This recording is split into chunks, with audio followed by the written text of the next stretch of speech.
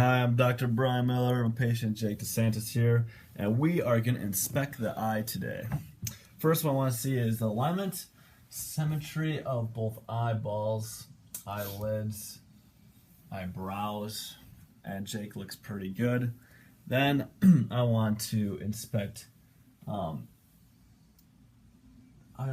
and see where the attachment is on both the conjunctivi. Make sure it's not inflamed. I can look at his eyebrows and make sure he doesn't have hypothyroidism, where it would be the 1/3 would be taken away.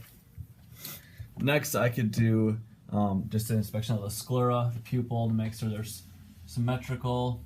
And Jake looks pretty healthy human here. Next, what I want to do is palpate, like I was kind of just doing around the sinuses, and see if there's any inflammation or if there's any tenderness or pain. And is there, Jake? There's no tenderness or pain. No tenderness or pain, okay. And then I want to check the pupil. So I'm going to do the pupil evaluation and see how it reacts to light after I work this. And Jake, if you could just stare straight ahead. And it should constrict when light comes to it. And his does just fine. Next, I would like to do accommodation. So what I'm going to do is have him hold his finger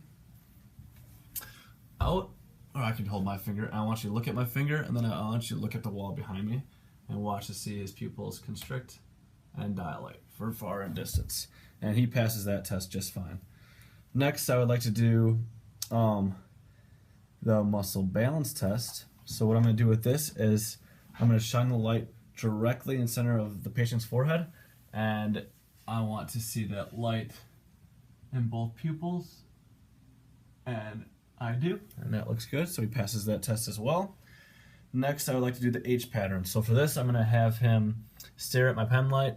I'm going to do an H pattern with it, and this is just for his eye movement and muscle pattern and muscle strength for lateral glaze and medial glaze. So if you can look at the pen light, I'm going to go down, back up, across, up, and down, and back to neutral. And Jake also passes that test just fine. Okay, next what I would like to do for Jake is his eye alignment and muscle balance. So I'm going to do the cover-on-cover test, and for this one I am going to have him look at a pen light or interesting target. So I'm going to use the pen light here. I'm going to have him cover one eye, look at it, and then I'm going to have him uncover that eye and cover the other eye and look at it and make sure both can accommodate to the pen light or to the distant object. Next, what I would like to do is check his visual field. So I'm going to turn the patient so he can't see me in the camera, and I'm going to check his superior glaze, lateral glaze, and inferior gaze. So when I do that, Jake, if you could tell me when you see it. Yep. And good. And good. And he is pretty normal there as well. Next, I want to take the fundoscope, and this I am going to turn the light on. And what I want to do is have the patient face me.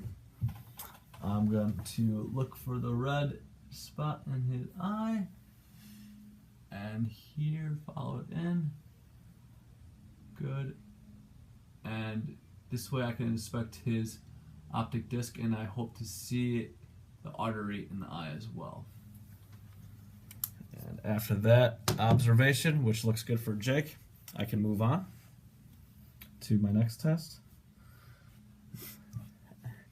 And visual acuity, so vision. And for that, I would just have him look at a chart. I'd have him stand at 20 feet, and I'll have him read the line, and it's going to compare his vision to a normal person's vision at 20 feet.